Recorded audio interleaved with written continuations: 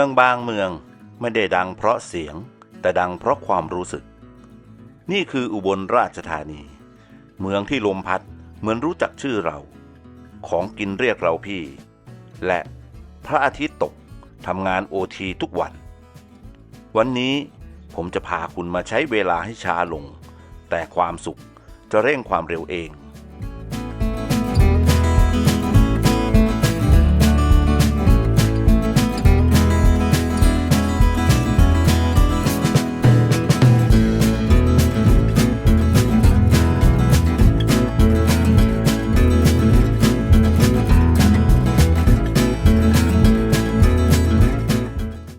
ล้อรถหมุนช้าเหมือนความคิด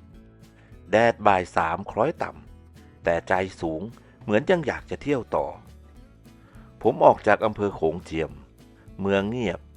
ที่แม่น้ำสองสีจับมือกันแล้วขับย้อนเข้าสู่หัวใจของจังหวัดอุบลเสียงลมตีข้างรถเสียงท้องร้องเบาๆนี่ไม่ใช่เอฟเฟกต์แต่นี่คือระบบแจ้งเตือนภายในร่างกายบอกกับตัวเองว่าอย่าเพิ่งรีบเข้าที่พักชีวิตไม่ได้เป็นรายการแข่งขันทำเวลาทริปที่ดีจะต้องมีช่วงนั่งเฉยแล้วให้โลกเดินผ่านเราก็เลยเลี้ยวพวงมาลัยไปหาทรายไปหาน้ำไปหาที่วางความเหนื่อยปลายทางคือหาดผมมาถึงหาดคูเดือที่ทรายไม่ต้องขาวเท่าทะเลแต่มนุษย์มีความสุขไม่แพ้ชายหาดใดในโลกแพของร้านอาหารเรียงเหมือนรอคนเหงาพื้นปูเสื่อเหมือนว่าเดี๋ยวกับข้าวจะลงตรงหน้าเบื้องหน้าคือแม่น้ำมูลไหลเอื่อยเหมือนคนไม่รีบแก่ลมพัดมาทีเหงื่อหายไปครึ่งชีวิตผมนั่งลงสั่งอาหารง่ายๆเมนูบ้านๆที่รสชาติไม่บ้านเลยนี่แหละความสุขแบบนักเดินทางของคนวัยทำงานไม่ต้องหรูไม่ต้องไวไฟแรงแค่มีลมมีวิวมีของกินก็รีสตาร์ทวิญญาณได้แล้วอีกไม่กี่ชั่วโมงข้างหน้าตลาดถนนคนเดินจะเปิดผู้คนจะหลั่งไหลเสียงจะดังแสงจะสวยแต่ตอนนี้คือช่วงเวลาทองของความนิ่งก่อนความคึกคักเหมือนลมหายใจเข้าลึกๆก่อนหัวเราะดังๆบางทีการเที่ยวก็ไม่ใช่ไปให้ครบแต่ไปให้รู้สึกแล้วคุณล่ะวันนี้ได้หยุดนั่งกับลมบ้างหรือยัง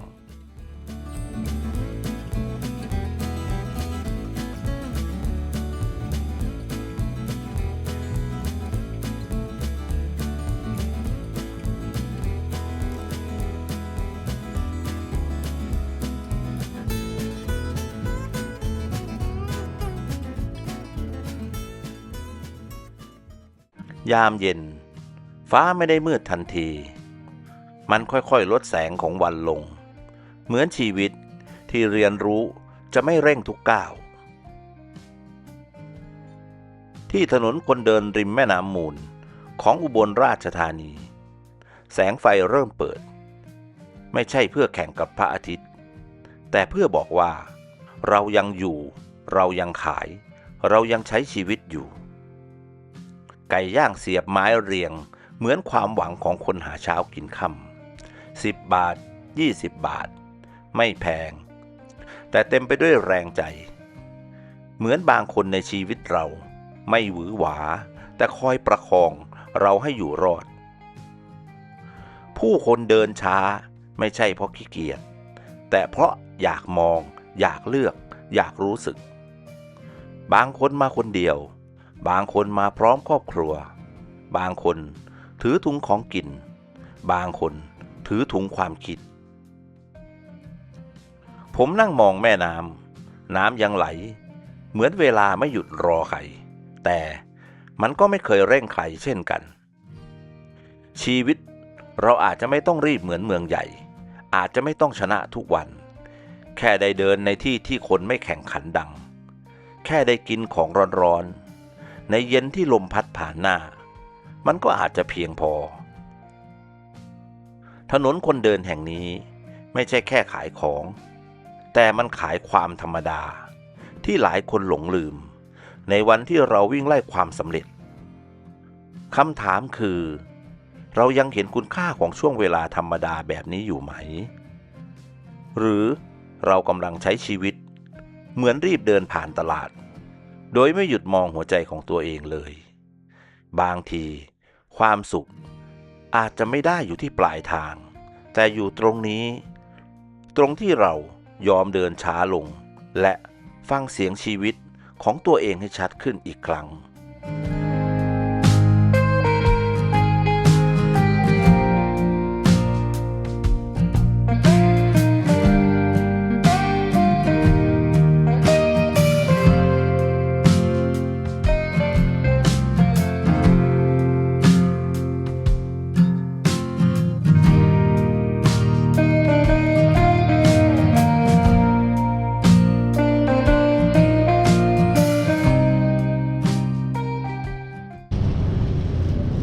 เวลาเดินตลาดนั้นเราก็จะเจอของบางอย่างนะครับที่มันถูกใจเสื้อยืดมือสองอะไรอย่างเงี้ยก็เป็นธรรมดาครับของความชอบเนาะโดนไปนิดหน่อยผมจะเดินทางกลับไปพักที่โรงแรมแล้วพรุ่งนี้มาว่ากันต่อ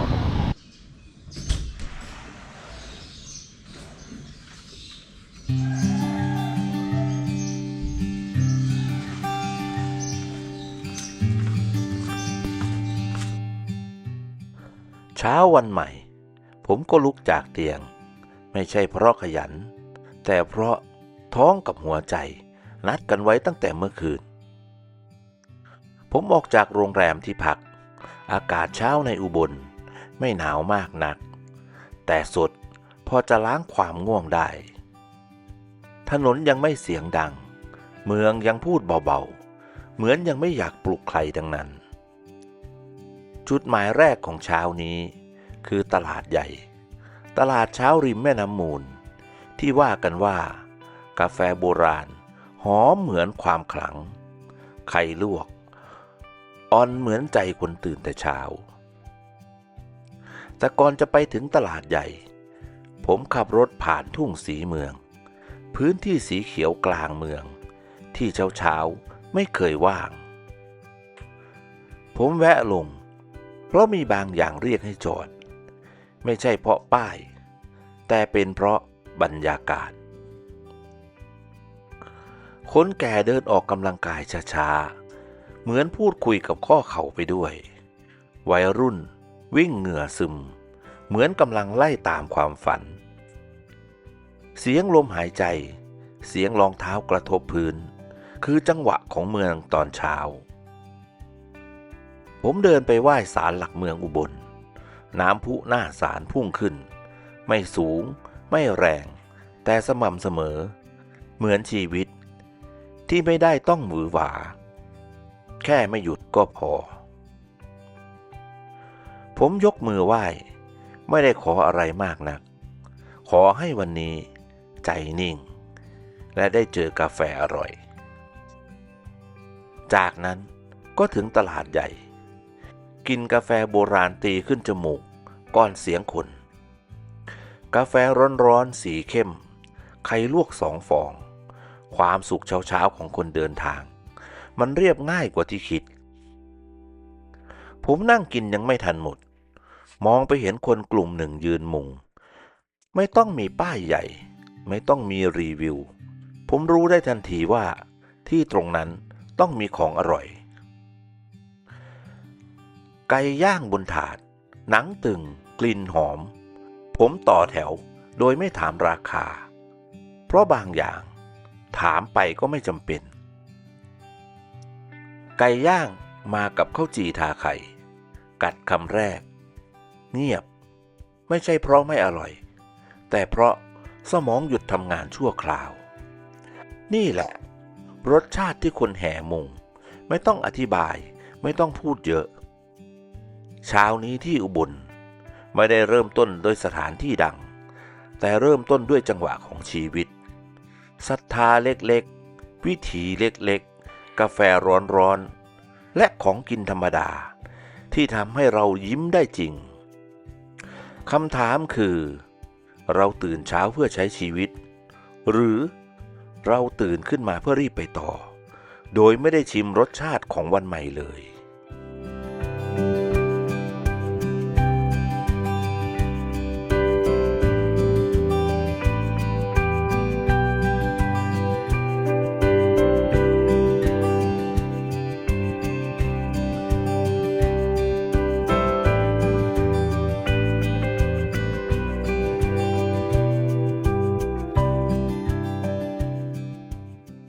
ผมออกจากอุบล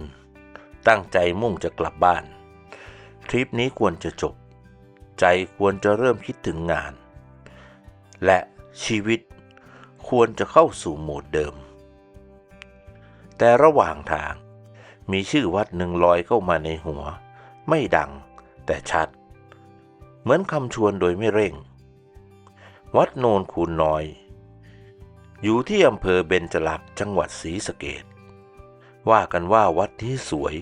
ประดับด้วยดอกไม้ทั่วทั้งบริเวณและมีพญานาคองค์สีดำที่ผู้คนแวะมากราบไหว้ไม่ขาดสายผมเลี้ยวรถเข้าไปเพราะบางครั้งการแวะสำคัญกว่ารีบถึงทันทีที่ก้าวเข้าวัดสิ่งแรกที่สะดุดตาไม่ใช่ความใหญ่แต่คือสีสันดอกไม้เรียงรายทั่ววัดสดใสเป็นระเบียบและแล้วผมก็รู้ว่าดอกไม้ที่นี่ส่วนใหญ่เป็นดอกไม้เทียมมันไม่หอมไม่เหี่ยวไม่ร่วงตามฤดูกาลแต่กลับดูแลยากกว่าในอีกแบบเพราะต้องอาศัยความตั้งใจของคนล้วนๆผมนิ่งไปนิดหนึ่งและคิดว่าชีวิตคนเราก็คล้ายกันบางช่วงของชีวิตเราอาจจะไม่ได้เบ่งบานเองตามธรรมชาติอาจจะต้องประคองตัวเองต้องจัดต้องดูแลต้องฝืนยิ้มเพื่อให้ยังดูสวยเพื่อให้ยังดูไหวแต่ความหมายมันไม่ได้ลดลงเลยผมเดินไปถึงพญานาคองค์สีดำสงบนิ่งไม่ได้อวดพลังแต่ทำให้คนยืนตรงโดยไม่รู้ตัวผู้คนมากราบบางคนขอพรบางคนแค่เอามือแตะเหมือนเอาความหนักใจมาฝากไว้ตรงนี้พญานาคไม่พูดแต่ในความเงียบเหมือนจะบอกว่าความมั่นคงไม่จำเป็นต้องเคลื่อนไหวตลอดเวลาผมหันกลับไปมองดอกไม้อีกครั้งแล้วนึกถึงคำถามหนึ่งเราให้ค่าความงามเพราะความจริงหรือเพราะมันอยู่ได้นานและชีวิตที่ดีต้องเบ่งบานตามธรรมชาติเท่านั้นหรือแค่ยืนอยู่ก็ได้ท่ามกลางแดดฝนและแรงกดดันก็ถือว่ายอดเยี่ยมแล้วผมไม่ได้มาขอพรดังๆแต่แค่ถามตัวเองเบาๆว่าทุกวันนี้เรากำลังใช้ชีวิตเพื่อให้ดูดีในสายตาคนอื่นหรือเพื่อให้ใจเราไม่ห่อเหี่ยวไปก่อนเวลาแล้วคุณล่ะความสวยงามในชีวิตคุณเป็นของแท้ที่ร่วงเร็วหรือเป็นของธรรมดาที่อยู่กับคุณได้นานพอจะพาไปถึงวันข้างหน้า